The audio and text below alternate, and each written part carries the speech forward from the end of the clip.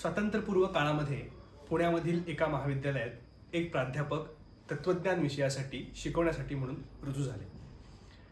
ज्या वेळेला हे महाविद्यालयात येत असत तेव्हा वारकरी संप्रदायाचे अनुयायी असल्यामुळे धोतर, नेहरू शर्ट, काळी टोपी आणि चेहऱ्यावर ठसठशीत गोपीचंदन असा त्यांचा सगळा वेश असायचा.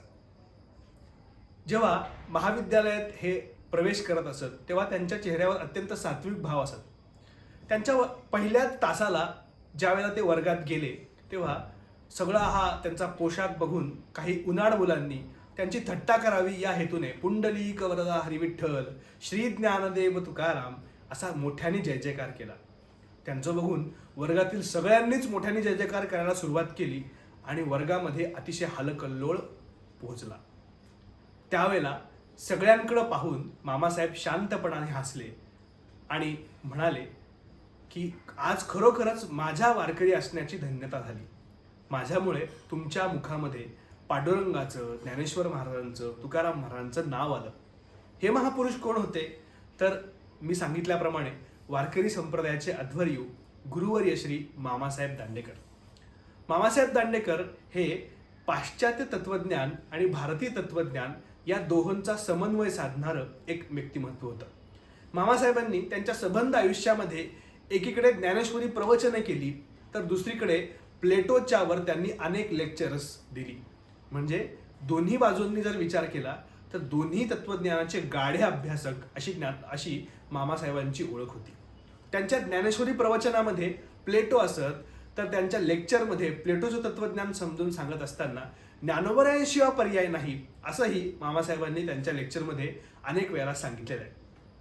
मामासाहेबांनी त्यांच्या अध्यात्मशास्त्राची मूलतत्वे या ग्रंथाची प्रस्तावना मांडत असताना काही विचार मांडलाय. मामासाहेबांनी आध्यात्मिक पुरुष कोणाला म्हणावं किंवा अध्यात्मशास्त्राचा उगम कुठे होतो याबद्दल विचार मांडलेला आहे. मामासाहेब म्हणतात की अध्यात्मशास्त्राचा उगम कुठे होतो तर माणसाला वाटणाऱ्या कुतूहलामध्ये आणि त्या कुतूहलापोटी जागृत होणाऱ्या चौकस बुद्धीमध्ये अध्यात्माचा आणि अध्यात्मवादाचा उगम होतो. कसं तर मामासाहेबांनी एका दृष्टांताच्या आधारे हे पटवून दिले आहे. ते असं की पुण्यामध्ये एका रस्त्यावर असणाऱ्या घराच्या अंगणामध्ये एक फुलाची बाग असते. या फुलाच्या बागेमध्ये भरपूर सुंदर अशी फुलं असतात. वेगवेगळ्या रंगाची दिसणारी ही फुलं अत्यंत सुवासिक असतात. या सुवासामुळे होतं असं की रस्त्यावरून येणाऱ्या जाणाऱ्या प्रत्येकाला त्या फुलांकडे पाहावंसं वाटतं. या रस्त्यावरून जाणाऱ्यांमध्ये काही वर्ग मामासाहेबांनी कल्पिलेले आहेत.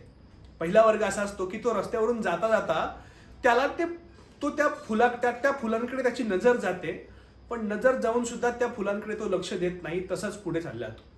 दुसरा वर्ग असा की तो त्या फुलांकडे पाहिल्यानंतर त्याला प्रसन्न वाटतं आणि प्रसन्न वाटल्यानंतर त्या फुलांकडे पाहता पाहता तो त्या बागेमध्ये शिरल्यानंतर ती फुलं तोडतो, त्या फुलाचा वास घेतो.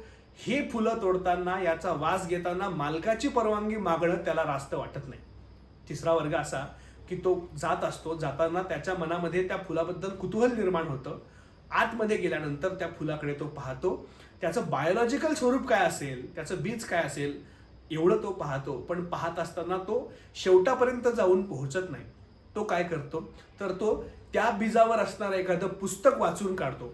म्हणजे त्या बीजापोटी त्याच्या मनामध्ये थोडीशी जिज्ञासा निर्माण झालेली असते. चौथा वर्ग असा की तो फुलाकडे पाहतो, त्या फुलाचा टवटवीतपणा, त्याचा सुगंध याच्यामुळे त्याच्या मनामध्ये कविता करण्याची इच्छा होते आणि त्याच्यानंतर तो कविताही करतो आणि ती कविता कवी संमेलनामध्ये तो गाजवून सुद्धा दाखवतो. यानंतर पुढचा वर्ग मात्र असा आहे की तो वर्ग झाडांकडे पाहतो. त्या झाडांकडे पाहिल्यानंतर त्याच्या मनामध्ये विचार निर्माण होतो की हे फूल निर्माण कोणी केलं असेल, इतकं सुंदर फूल, इतका सुंदर सुवास याचा निर्माण करता कोण असेल बरं. याच्या मालकाच्या परिश्रमामुळे कदाचित हे फूल सुंदर बनलं असेल काय. मालकाकडे तो जातो. मालकाकडे गेल्यानंतर कळतं की मालकाने सुद्धा याच्यावर फक्त पाणी घालण्याचं काम केलंय. मालकामुळे सुवास आला असं पण म्हणू शकत नाही. मग माळ्यामुळं आलाय काय तर माळी सुद्धा म्हणतो की मी फक्त लावण्याचं काम केलं आणि मध्ये मध्ये येऊन मी फक्त पानं कापण्याचं काम करतो, माझं पण त्याच्यामध्ये काही नाही. अजून थोडा तो पुढे जातो. मग याचं जे बीज आहे त्या बीजामध्ये याचा सुगंध दडलेला आहे काय पण त्याला कळतं की त्या बीजामध्ये सुद्धा सुगंध दडलेला नाही. म्हणून असं एक एक करता करता करता तो शेवटी मालकापासून पुढे पुढे पुढे पुढे जातो आणि शेवटी त्याला मात्र कळतं की याला निर्माण करणारं हे सगळे जरी निमित्त कारण असले तरी याला निमित्त हे कारण आहेत, पण याच्या शेवटी मात्र दुसरंच कोणीतरी आहे. मग ते शेवटी असणारं कोण आहे, तर तो सगळ्या जगताचं चलनवलन करणारा परमात्माच आहे. आणि त्या परमात्म्याच्याच शक्तीमुळे कुठंतरी याच्यामध्ये सुगंध निर्माण होतो आणि हे एवढं सुंदर असं असणारं फुल दिसतं. म्हणजे माणसाच्या कुतूहलामध्ये आणि कुतूहलातून निर्माण होणाऱ्या जिज्ञासेमध्ये, चौकस बुद्धीमध्येच अध्यात्माचा उगम आहे. एक एक पायरी करत करत करत तो शेवटी अंतिम सत्य असणाऱ्या परमात्म्यापर्यंत जाऊन पोहोचतो. अशा प्रकारे प्लेटो हा जो पाश्चात्य संशोधक आहे याने सुद्धा या विषयावर बोलत असताना असं म्हटलंय की philosophy is the child of wonder. म्हणजे फिलॉसॉफी हे आश्चर्याचं, कुतूहलाचं अपत्य आहे आणि या अपत्य असणाऱ्या कुतूहलामध्येच अध्यात्मवादी माणसाचा उगम आहे. अशा प्रकारे मामासाहेबांनी अत्यंत सुंदर असा विचार आपल्या अध्यात्मशास्त्राची मूलतत्वे या ग्रंथामध्ये मांडलाय. हा ग्रंथ खरोखरच परिशीलन करण्यासारखा आहे, अभ्यासण्यासारखा आहे आणि याचाच एक गोषवारा मांडण्याचा आणि प्रस्तावनेमधील काही विभागांचा विस्तार करण्याचा प्रयत्न या व्हिडिओमध्ये आपण केला. हा व्हिडिओ जर आपल्याला आवडला असेल तर जरूर आपल्या चॅनलला सबस्क्राईब करा, व्हिडिओला लाईक करा आणि व्हिडिओ आपल्या मित्रजनांना नक्की शेअर करा. धन्यवाद.